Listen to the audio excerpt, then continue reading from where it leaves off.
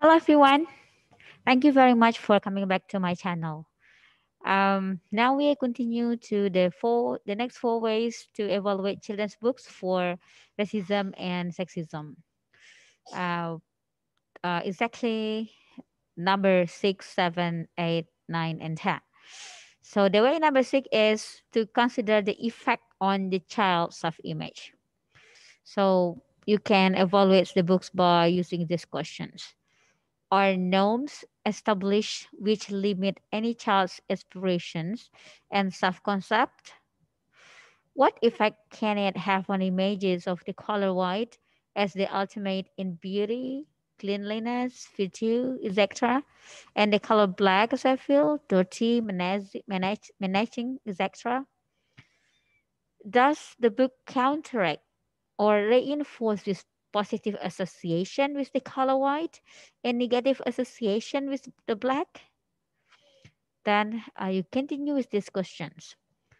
What happens to a girl's self image when she reads that boys perform all of the brave and important deeds? What about a girl's self esteem if she is not fair of skin and slim of the body? In particular story, is there one or more persons with whom a minority child can readily identify a positive and constructive end? Uh, that is number 6, considering the effect on the child's self-image. The way number 7 to evaluate the books, children's books for racism and sexism is by considering the author's or illustrator's background. Analyze the biographical material on the jacket flap or the back of the book. If a story deals with a minority theme, what qualifies the author or illustrator to deal with the subject? If the authors and illustrators are not members of the minority being written about, is there anything in their background that would specifically recommend them as the creator of these books? The way number 8 is by checking out the author's perspective. The previous one is number 7 is considering the author's illustrator's background. Now, checking out the author's perspective. How can we do it? Well, no authors can be wholly objective actually. All authors write of a cultural as well as personal context. Children's books in the past have traditionally come from authors who were white and who were members of the middle class. When with one result being that a single ethnocentric perspective has dominated children's literature in USA and also in the world. So, with any book in question, read carefully to determine whether the directions of the author's perspective substantially weakens or strengthens the value of his or her written work. Is the perspective patriarchal or feminist? Is it solely Orient-centric, or do minority cultures' perspective also appear? Number 9, uh, the way number 9 is by watching for loaded words. Watching for loaded words. A word is loaded when it has insulting overtones. Examples of loaded adjectives, usually racist, are savage, primitive, lazy, superstitious, treacherous, really crafty, inscrutable, docile, and backward.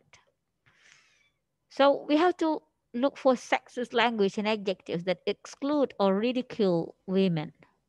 Look for use of the male pronoun of to refer to both males and females. While the generic use of the word man was accepted in the past, its use today is outmoded.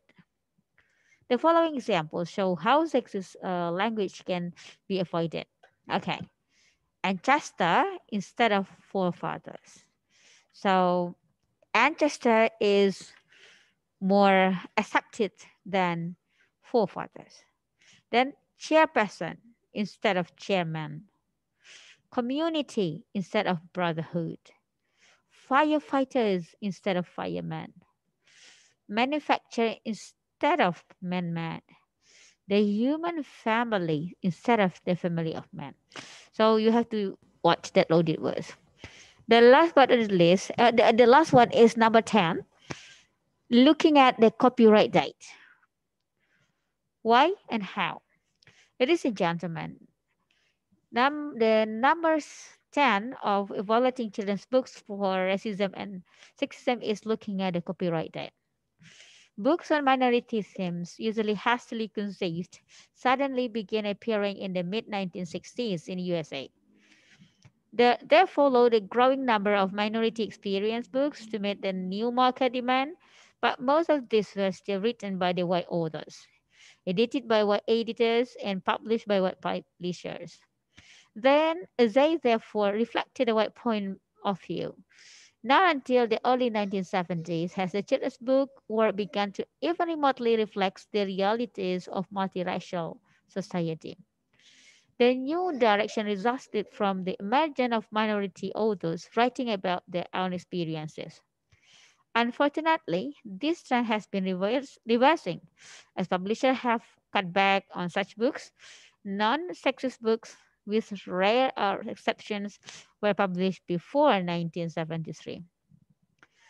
As a result, copyright dates, therefore, can be a clue as to how likely the book is to be overtly racist or sexist. Although a recent copyright date, of course, is no guarantee of books' relevance or sensitivity. The copyright dates, of course, is no guarantee of a book's. The copyright date only means the year the book was published. It usually takes about 2 years from the time manuscript is submitted to the publisher to the time it is actually printed and put to the market. So this time lag mean very little in the past.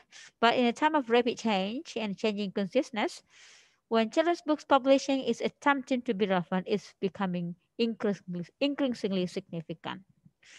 Well, ladies and gentlemen, in conclusion, I can say that there are 10 quick ways to analyze children's book for racism and sexism. First, you have to check the illustration. Second, check the storyline. Third, look at the lifestyle. Fourth, weigh the relationship between people. Five, note the heroes.